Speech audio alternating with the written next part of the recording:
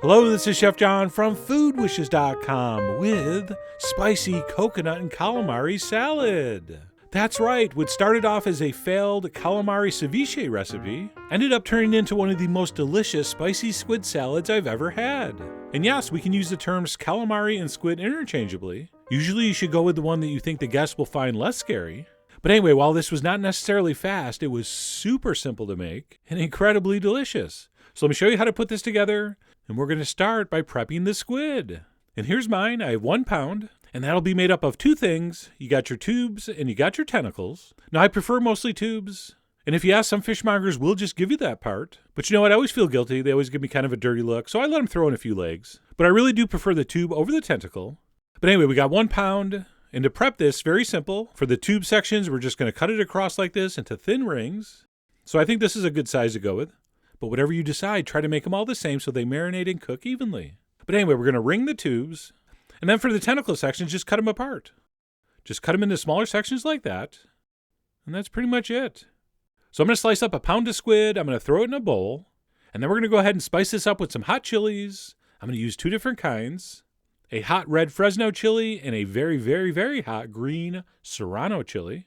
And we'll prep that one first. And I find Serrano's kind of annoying to cut in half and scrape the seeds out. So what I'll do is I'll just take the knife and kind of slice the green flesh off the center. Just kind of cut around. And then I'll just throw that middle section that has most of the seeds and white membranes away. Oh, that's the hot stuff. And then we'll take those pieces and cut them in thin strips. And then, of course, those thin strips will turn and cut into a very small dice. All right, generally, the hotter the pepper, the finer we dice it.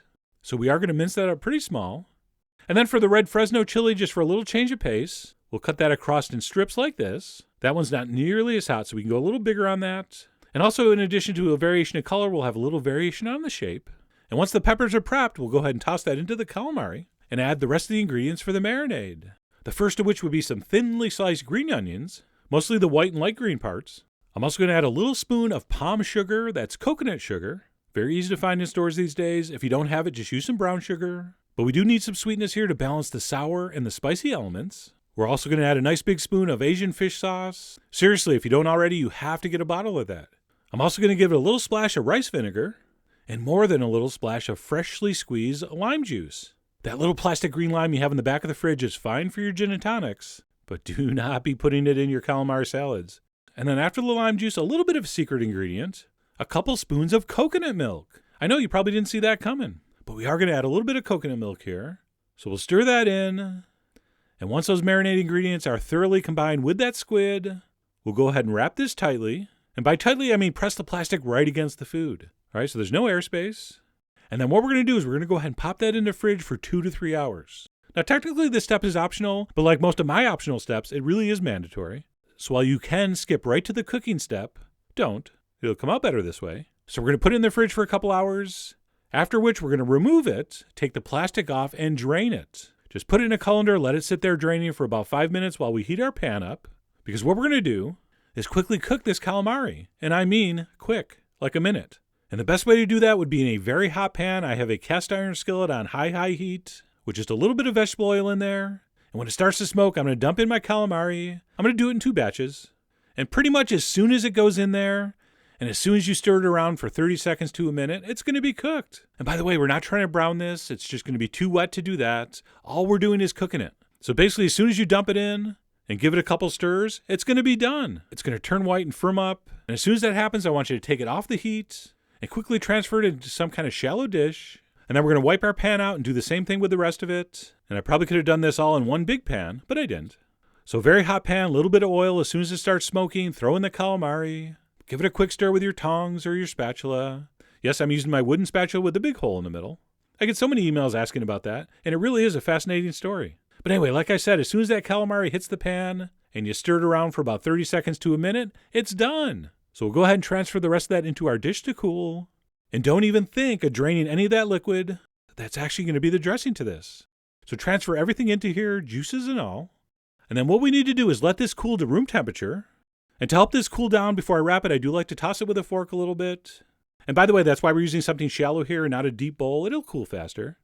And of course, if one of the rings gets stuck on the fork, you got to eat it. Same goes for anything that falls on the table. You got to eat it. And of course, obviously, if it's on the edge of the dish, you got to eat that one too.